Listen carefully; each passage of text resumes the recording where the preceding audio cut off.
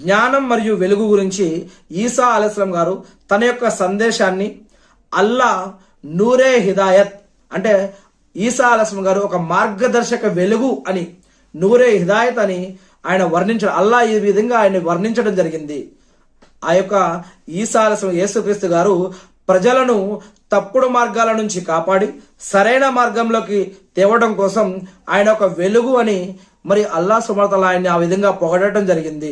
ఇక మొత్తంగా చూస్తే ఖురాన్ యేసుక్రీస్తు అనబడే యేసు గారు ఈసా గారి గురించి, ఈసా అలైహిస్సలాం గారి గురించి, పరిశుద్ధ కన్య మరియమ్మ కుమారుడైనటువంటి యేసుక్రీస్తు గారి గురించి చాలా వివరంగా చర్చిస్తుంది.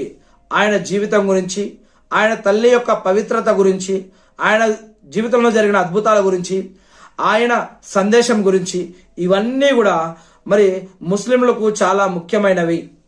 ఆయనను ఒక దైవంగా కాకుండా ఒక దేవుని యొక్క ప్రియమైన ప్రవక్తగా, ఒక దేవుని యొక్క దాసుడిగా, ఒక మానవుడిగా, ఒక ప్రవక్తగా, ఒక బోధకుడిగా మరి ముస్లింలు మూల సూత్రాలలో ఇది కూడా ఒకటిగా భావిస్తారు.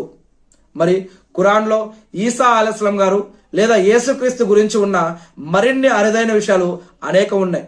అంటే ప్రళయ దినానికి, తీర్పు దినానికి, జడ్జిమెంట్ డేకి ముందు ఆయన మళ్ళీ ఖచ్చితంగా వస్తారు అని చెప్పడం జరిగింది. మరి అంతేకాకుండా ప్రవక్త ముహమ్మద్ సల్లల్లాహు అలైహి వసల్లం గారు మేరాజ్ యాత్రకు వెళ్ళి మక్కా నుండి మరి మస్జిద్ అక్షా దగ్గరికి వచ్చి మస్జిద్ అక్షా దగ్గర నుంచి బురాక్ మీద జిబ్రీల్ లేదా గాబ్రియల్ అనే దైవదూత ద్వారా ఈ యొక్క బురాక్ పైన ఆయన 7 ఆకాశాల ప్రయాణం చేసి ఏదైతే 50 నమాజులని 5 నమాజులుగా మరి ఆ యొక్క వరాన్ని పొంది తీసుకురావడం జరిగిందో ఆ సమయంలో ఆయన ఆదం అలైహిస్సలాం గారిని, మొదటి ఆకాశం నుంచి ఆదం అలైహిస్సలాం గారిని, రెండవ ఆకాశం నుంచి ఈసా అలైహిస్సలాం గారిని, మూసా అలైహిస్సలాం గారిని, నూహ్ అలైహిస్సలాం గారిని, ఇంకా అనేక మంది ప్రవక్తలను ఆయన కలవటం జరిగింది అని మరి ఈ యొక్క విషయాన్ని మేరాజ్ అనేటటువంటి ఒక ప్రత్యేకమైన సందర్భం గురించి ఖురాన్లో మరియు హదీసుల్లో కూడా చెప్పడం జరిగింది. మేరాజ్ అనే యొక్క వాక్యంలో ఈసా అలైహిస్సలాం గారు ఆకాశంలో ఉన్నారు అని మరి చెప్పడం జరిగింది.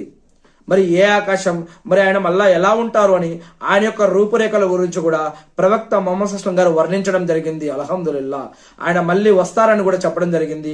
ప్రవక్త ముహమ్మద్ సల్లల్లాహు అలైహి వసల్లం గారు చెప్పారు. ఇదే విషయాన్ని ఖురాన్ కూడా చెప్తూ ఉంది. మరి ప్రళయానికి ఈయన ఒక సూచన. ఇక ఖురాన్ ప్రకారం ఈసా అలైహిస్సలాం గారు తిరిగి రావటం అనేది ప్రళయ సూచనగా, మరి హవర్ ఖయామత్ కి దగ్గర పడటం అనగా ఒక ముఖ్యమైన గుర్తుగా దీన్ని చెప్పడం జరుగుతూ ఉంది.